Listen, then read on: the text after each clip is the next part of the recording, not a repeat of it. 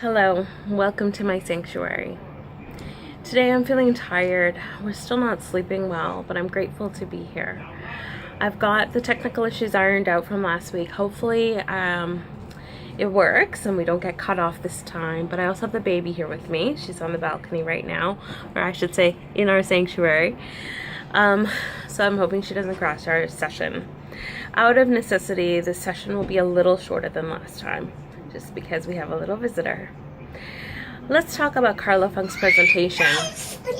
Firstly, I want to commend her research methodology as ethno-relative, which is a term stemming from Milton Bennett's term ethno-relativism, meaning to experience one's own beliefs just as one small part of a much larger picture. By making herself that small part, she was able to uncover a much larger picture in her body of research, which in turn is now used to advise and determine the paths of even larger organizations and their decisions where to put their philanthropic monies. But I was actually most struck by her story about the orphanage, more specifically the fallout from the privileged treatment of the orphan kids in that Tanzanian village, because they were given everything their heart desired and never had to work for it, which is completely against the culture of their people, who worked very, very hard for everything that they had, explained to us by Carla.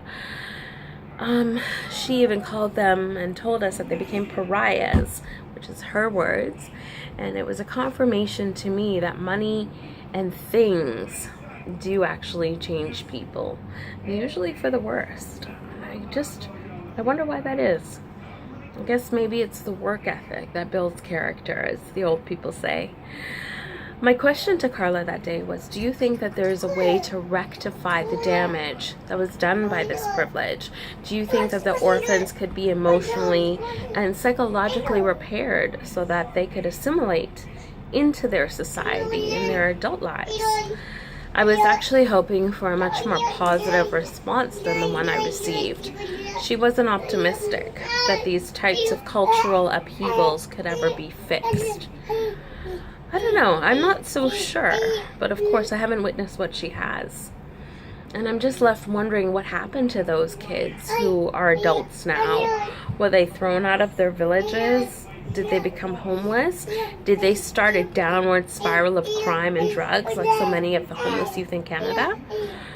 Did they move to a big city like Dar es Salaam, get jobs and use their privilege to their benefit?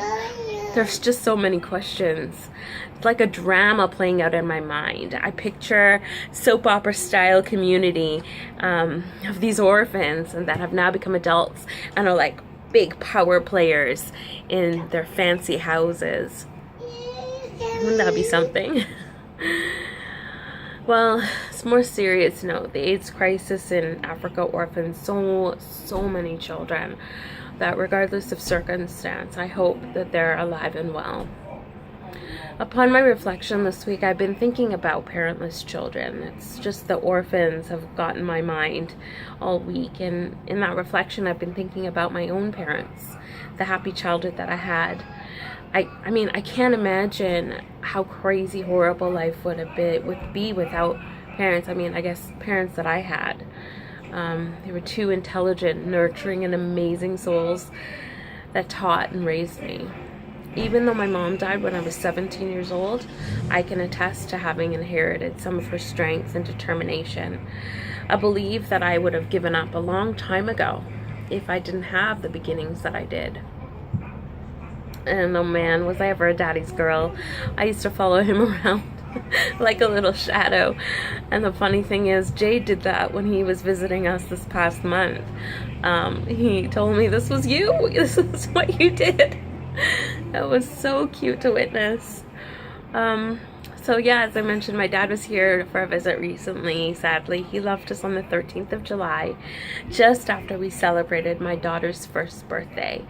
We had a wonderful time. Our bond has grown even deeper than ever before. He shared some really personal things with me that I never knew right here as we spent our evenings in the sanctuary.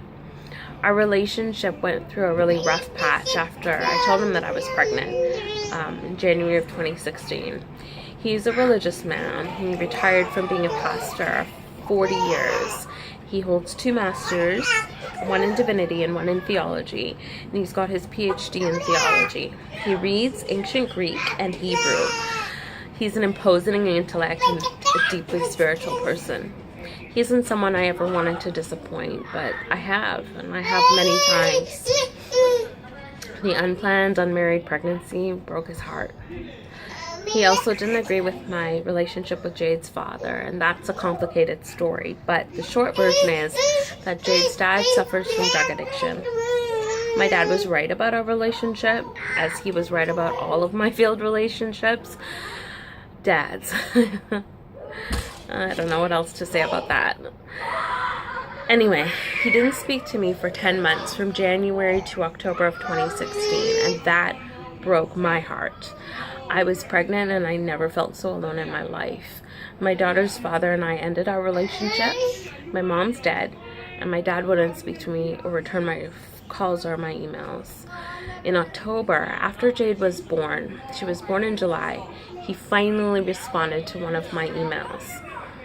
I was ecstatic. I did everything I could to get him to Cape Town at the end of November of last year, because I had a secret plan to meet him there in January of this year, introduce him and the rest of the family to Jade, and I just knew that when he saw her, he would fall in love and all would be forgiven. Now, usually things never work out as we planned, but this time, lucky for me, they did. We repaired our relationship, and with both of us having the best interests of little Jade at heart, we've grown stronger than ever. My dad's tough on me, and he worries, and he's tough because he has high expectations, and that's okay. I've got really big plans too, and one day I hope that I can make him proud. My dad came this summer for the first time in more than 20 years to Victoria. The last time he was here was with my mom, before she died in 1995. He reminisced a lot while here, and I gave him some alone time to explore and do whatever he wanted. The time we spent together was amazing. We created special memories. I was lucky enough to capture a few on video, one of which I've shared in this journal entry. He's prepared for his death. He's made all of his final arrangements. He's talked about his last wishes and his will while he was here. It's a necessary but really difficult discussion. I'm gonna lose it when he dies. He's also advised me to get life insurance. He was totally incredulous that I don't have any. And with my reflections on orphans this week, I can't help but think about what would happen to Jade if I die. Well, I spent the morning today researching life insurance companies. I've decided to take out $1 million term life insurance plan for myself, with my daughter being the beneficiary. I want Jade to be a millionaire if I do die, but if I live, we could probably get there too. In closing, I'll share the beautiful thank you card that I received in the mail from my dad today. I'll try not to cry while I read this to you. Hi SS and Papa's smallest Ronakopi. Ronakopi meaning small round head in Afrikaans. Thank you so much for giving me such a beautiful time in Victoria. I loved every minute of it, especially the laugh about your sagduk, which was so very deep in every time I looked. That's a private joke, don't ask. I miss the Balk and the happy hour, but most of all my little Baba, Ronakopi. I still can't believe how exceptionally smart she is, just like her papa, of course, and that I could tell her something once and she remembers, like my slippers. All of her kriebeltjies, which means mischief in Afrikaans, still bring a smile to my face, and how she followed me around in the house, even slapping her little hands on the bathroom door, waiting for me to come out. SS, you've done well so far. Sorry, SS is my dad's nickname for me. It stands for small shoes. It's nothing else really weird. SS, you've done well so far, balancing your studies and caring for your child. My prayers are with you for your own health, and since you are so very old, which is true, it's so hard to cope. You've taken on a momentously daunting task of single parenting an infant and at the same time undertaking university studies. It's exceedingly admirable, and I pray for your success, for reliable childcare, and your own well-being. I don't have money, but you have my full support and love. Give Ron a copy 10 million kisses. Much love and thanks, Daddy. I've decided to live in the spirit of gratefulness. This was the confirmation that I've been waiting for. This was the support that kept me up crying so many nights, and I finally got it. It means the world to me. So I'm going to take some time tonight to continue my attitude of gratitude and send out thank you cards to the guests that gave us beautiful gifts on Jade's birthday party. And lastly, I want to thank you, my instructors, for listening. Thank you for allowing me to make these connections. And thanks, above all, to the Great Spirit for making all things possible. This concludes my second entry. Till next time, be well, friends.